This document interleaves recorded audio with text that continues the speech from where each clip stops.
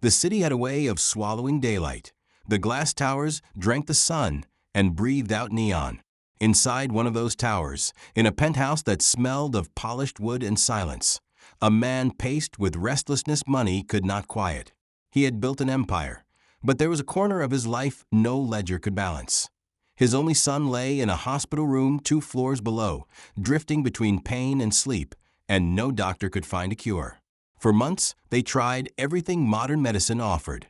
Specialists signed charts and scans, and were baffled by an illness that refused neat explanations. Treatments came and went, promising at first, then retreating. Machines hummed like small, patient storms. The father sat in the corridor every night, his suit a photograph of earlier certainty, his hands folded as if he could press the world back into order. Then she arrived, a small woman with work-roughened palms and an apron threadbare at the edges, carrying linens and the quiet that follows people who have learned to listen. She hadn't been hired for miracles. She had been hired because the household needed hands.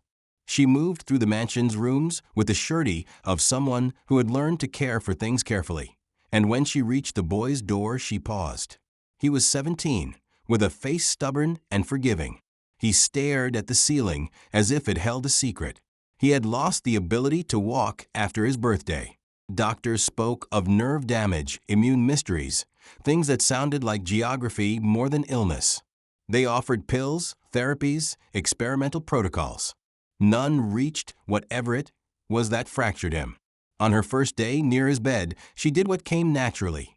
She poured 2 cups of weak tea and sat in a chair by the window. She didn't ask for credentials. She didn't search for charts. She put her hand on the boy's and let her fingers tell him she was there. The touch was plain. It was human.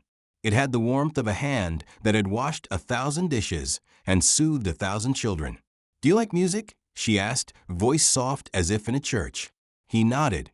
That night she brought an old transistor radio she said she kept for storms.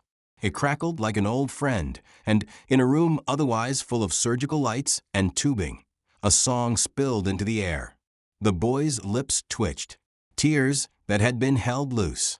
The father, watching from the doorway, felt something lift that wasn't in any medical chart, a page of human consolation.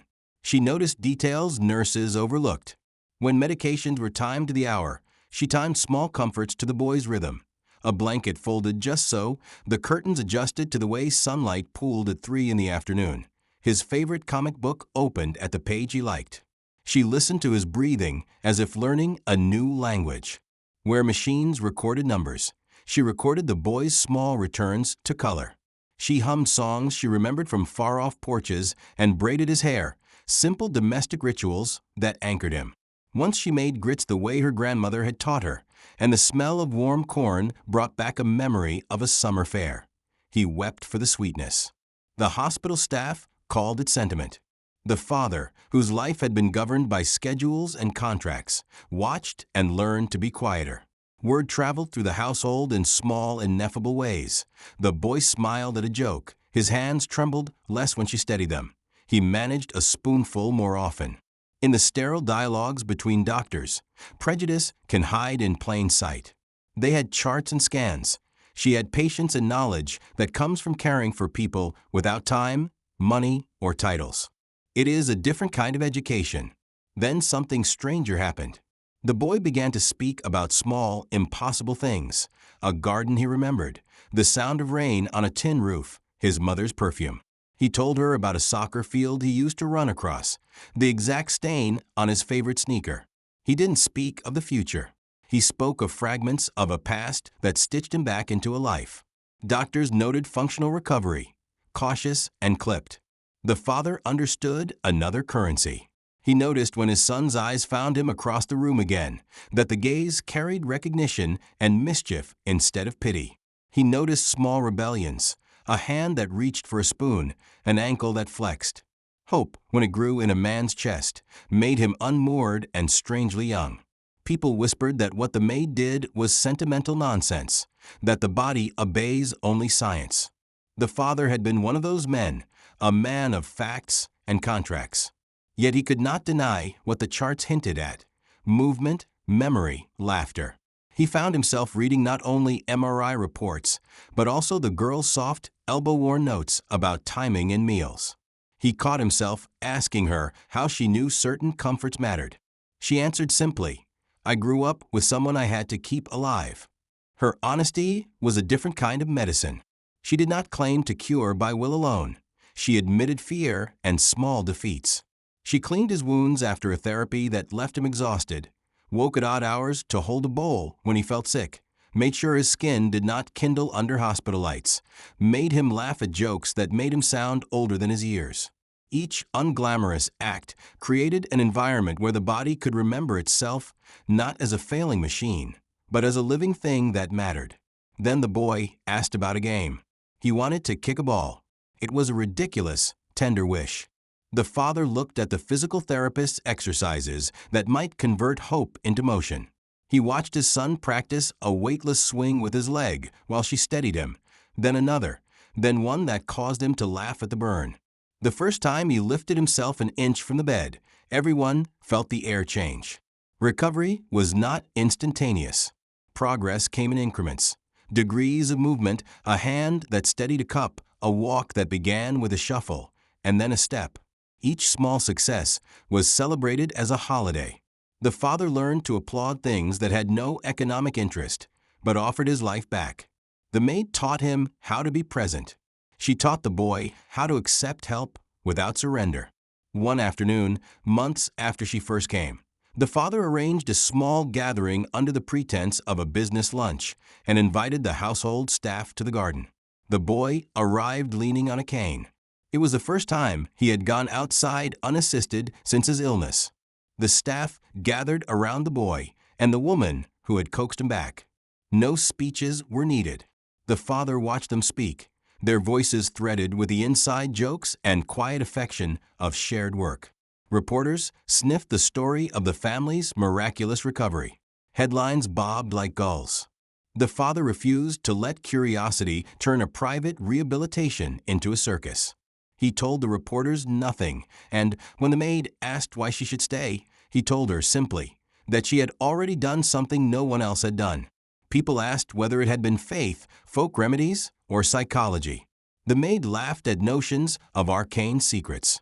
"I cooked, I sang, I sat," she said. "I kept him warm enough to want to try." There was humility in her claim. There was also truth. Sometimes healing is less about aggressive battle and more about tending a flame until it catches. The father, who had always valued control, learned to step back. He let the boy decide when to press against pain and when to rest. He let the household breathe around care.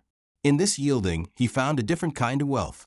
Patience that buys nothing on a balance sheet, but everything in a heart.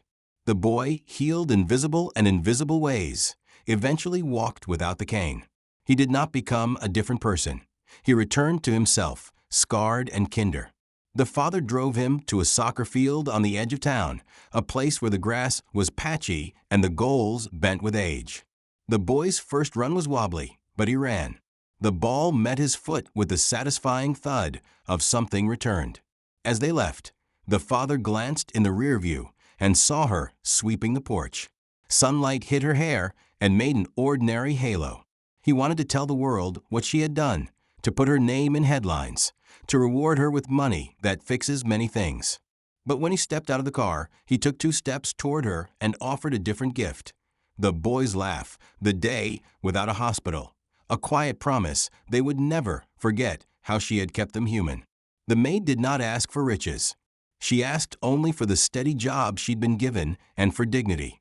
The father insisted on more, a home near the family, a letter of recommendation, and the chance for her to attend night classes she had always wanted. It was a small revolution. He had learned to listen to the value that cannot be priced. The city still swallowed daylight, and towers still breathed neon.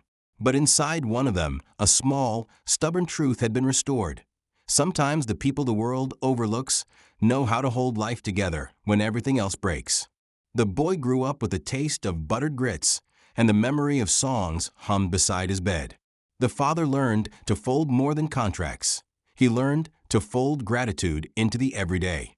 And the woman who had come to do the laundry became a quiet part of their families.